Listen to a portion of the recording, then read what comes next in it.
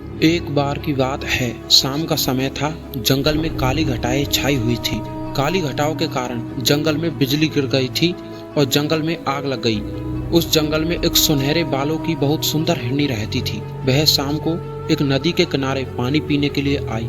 उस समय उसने नदी के अंदर अपनी चिंता भरी परछाई देखी। उसके चेहरे पर चिंताएं साफ साफ दिख रही थी, क्योंकि जंगल की आग में उसका घर जल चुका था और उसे अपने बच्चे को जन्म देना था। वह हिरनी 3 महीने से प्रेग्नेंट थी और उसे प्रसूति का दर्द भी होने लगा था।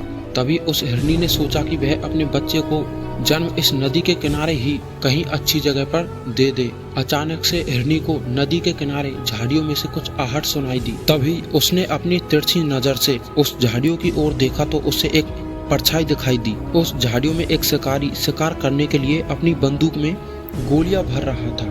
वह उस हिरनी का शिकार करने की सोच रहा था। हिरनी पहले से ही बहुत घबराई हुई थी और उस शिकारी को देखकर और घबरा गई। हिरनी ने मन ही मन में वहां से भागने की सोची। जैसे ही वह भागने लगी तो उसने अपने सामने अपनी मौत को खड़े हुए देखा। उसके सामने एक खूंखार शेर खड़ा था। वह शेर भी उस हिरनी को अपना शिकार बनाने की सोच रहा था।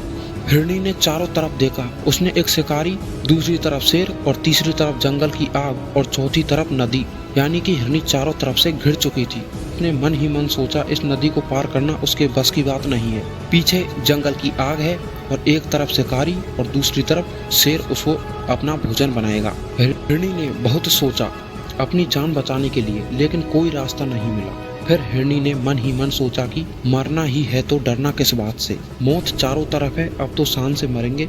मानो उस हिरनी का दिमाग सटक गया था।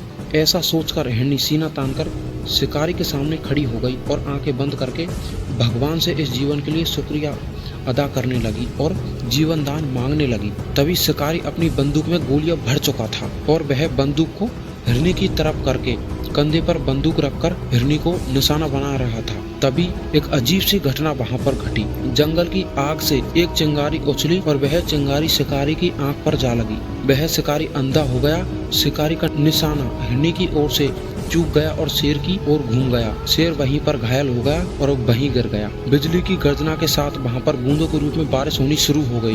बारिश होने से मौसम बहुत ही सुहावना हो गया और जंगल में लगी आग भी धीरे धीरे बुझ गई। इस सुहावने मौसम में हिरनी ने अपने 3 बच्चों को जन्म दिया। इस कहानी से हमें अपने जीवन में ये सीख लेनी चाहिए कि हमें कभी अपने जीवन में परेशानियों से पीछे नहीं हटना चाहिए। समस्या तो हमारे जीवन में आएंगी, इसका मुकाबला करना चाहिए, न कि इससे डरना चाहिए।